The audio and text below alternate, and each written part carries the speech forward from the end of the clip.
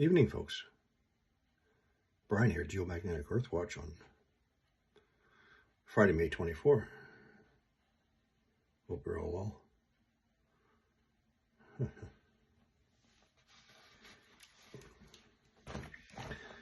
So, folks, I'm trying to get a whole bunch of information out. Finding the time to do it. We need to seriously talk about radiation. The different types of radiation that's going to hit us. If I talk about it all on one video, it's going to be too long, so I'm going to try and break it up into about 3 videos. The effects of, for this video, we're going to talk about the 3 different levels of ultraviolet radiation, which is based on the wavelength, which is different in their biological activity, the extent of tissue penetration and DNA damage of UV radiation, of all the waveforms of radiation coming in. UV radiation is the more serious, and there's not enough discussion out there on the internet on this subject. And this is why you're here today. Now, most ultraviolet radiation is at the A level.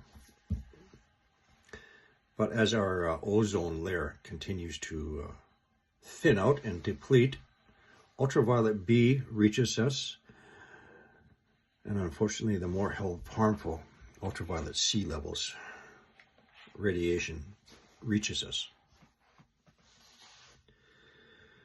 So again, ultraviolet radiation affects human health, food, ecosystems, and our oceans.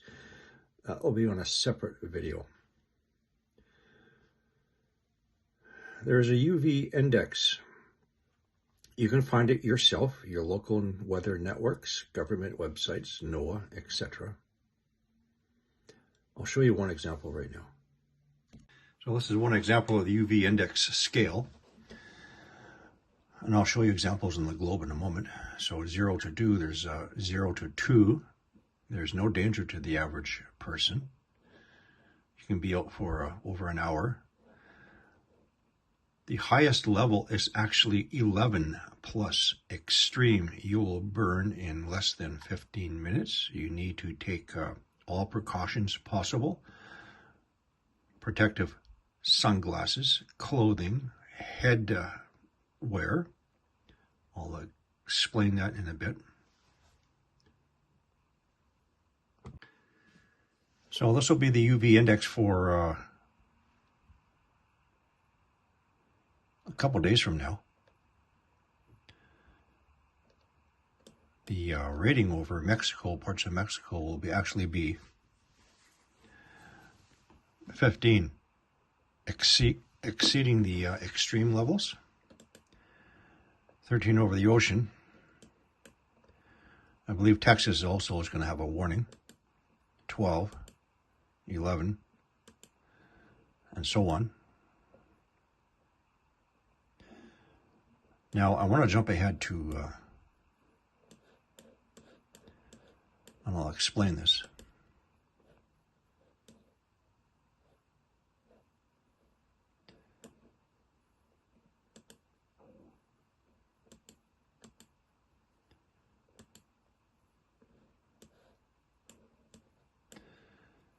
So the UV index is highest in regions such as the Himalayas right now, or will be.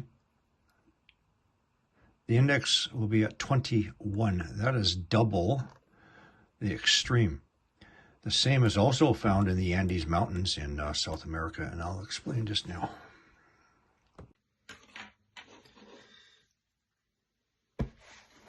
So what determines the level of ultraviolet radiation? Several factors.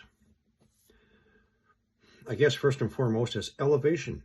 The higher you are, such as the Himalayas or the Andes, Alps, the less atmospheric thickness there is to filter out the ultraviolet radiation, but it doesn't matter anymore because our ozone layer is being depleted.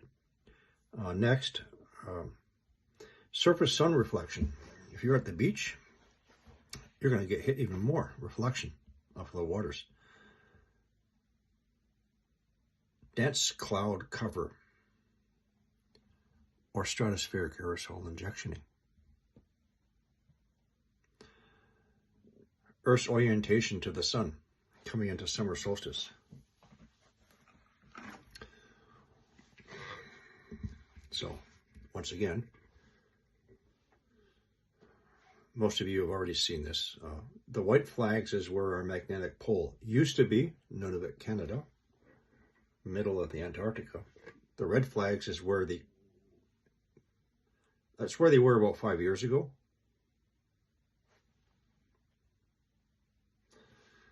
Anyway, angle of the sun, angle of the earth. So right now, the angle is more or less the equator. However, as it tilts to the summer solstice, the northern hemisphere, this is our sun. But now the northern hemisphere is going to tilt. So now North America, or the bottom half of North America, will be getting more radiation, whereas the southern hemisphere, Australia, you'll get to cool down a little bit, maybe.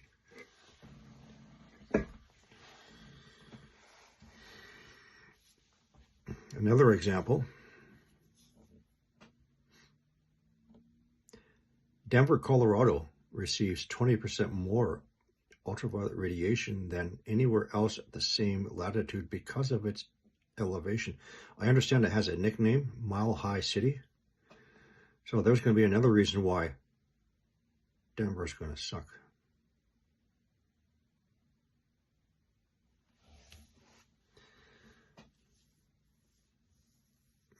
Now, how do we know which area of the planet is going to get bombarded more? There used to be a tool. I'll show you right now. So this is the World Magnetic Model main field total intensity map. As you can see from the date, even though it states it's 2020, this was actually carried out in 2019 when they noticed that the magnetic north suddenly accelerated. Therefore, they had to do this update a year early. It's supposed to be done at 5-year intervals. Remember, people, this is when you had the U.S. government shut down, end of 2018 going into 2019, because they had to scramble quickly to update all the GPS, etc. Anyway, we're never going to see the next updated version because it's progressed to a point where, well, they don't want us to know. The more tightly confined, the closer together the magnetic field lines, the stronger the strength over that area. The wider spaced the magnetic field lines, the weaker the protection over that area. I often refer to the weakened magnetic field over Canada and northern Canada, where we get a lot of our fires. The same thing for Siberia. Now,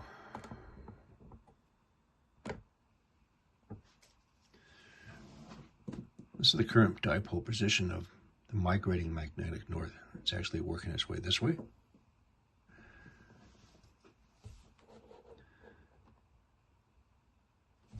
This is the current position, or was 5 years ago, magnetic south. Working its way this way. So magnetic north up until 1903 was approximately here in Nunavut, Canada. It's already crossed over the axial North Pole.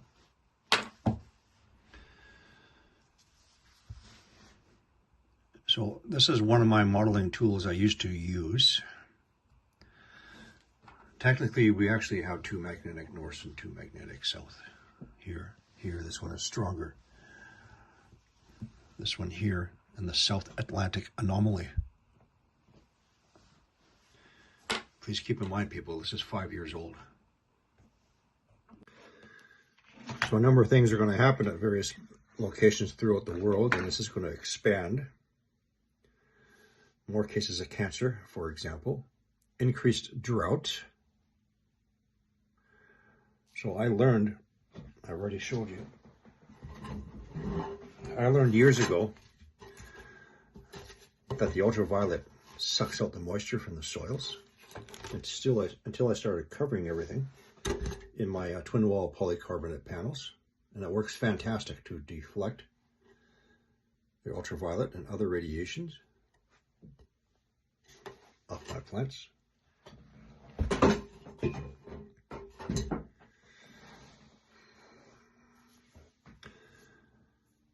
The heat that we often feel is not necessarily the temperature, it is the ultraviolet radiation. I'll give you an example. A couple of years ago, it was wintertime. Me and my neighbor were standing out in the road. It was cloudy. Wintertime. Then there was a break in the clouds. We saw the sun. Then all of a sudden, we started to feel a burning on our arms, exposed skin. It's the UV radiation. The UV radiation, which is going to severely damage our crops, burn them, alter the DNA, further exacerbate our drought conditions, leading to worsening wildfires. Unfortunately, as I said, they're not going to provide us with that information anymore. The only thing we can really use is these UV monitoring tools. So those pinks that I showed you, which right now are basically around the equator, but right now they're actually extending into the southern United States, Texas, and later this summer, pretty much all of North America. So what do we do to protect ourselves? Actually, you don't want to use this.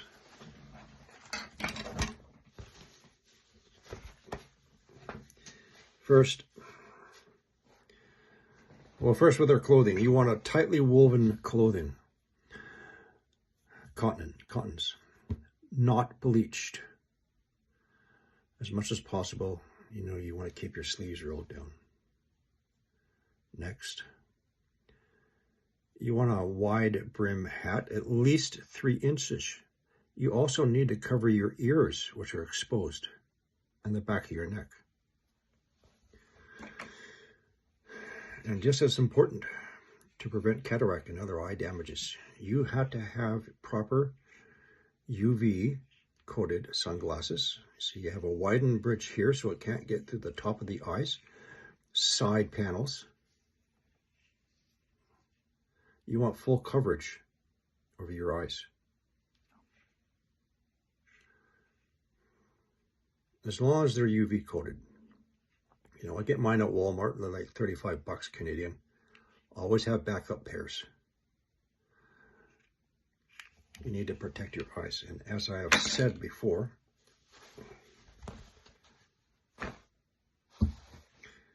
you got to think about your children. You got to think about your babies. I already did this video about babies, right? You have a new baby. You want to put them out in the environment to expose them, build up their immune system, but you can be doing more damage, more harm than good. You need to take these things into consideration when you put your little baby in a stroller and you take him out for a walk. Is that baby facing the sunlight, the ultraviolet? Or is your baby facing you, protected? How about a shade over the hood of the stroller? And yes, even eye protection. Their tissues are very, very delicate. They're still developing.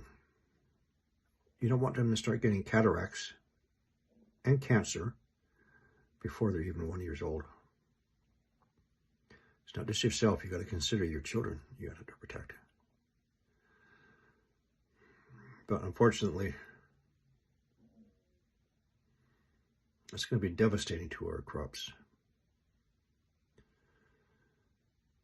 It also sucks the moisture out of our surface waters. So very briefly, when the United Nations states that we have reached a boiling point, they're telling you the truth. They just can't tell you why. One reason is from the increased ultraviolet radiation. And as our protective magnetic field, magnetosphere, continues to destabilize, deteriorate, and weaken, that will allow cosmic radiation, yes, increased muons, yes, but ultraviolet radiation to reach us.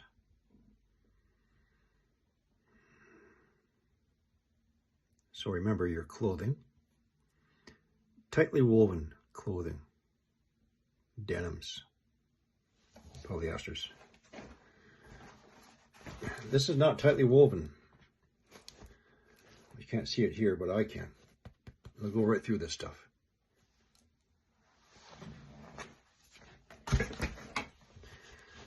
No bleached materials. Especially protect your eyes.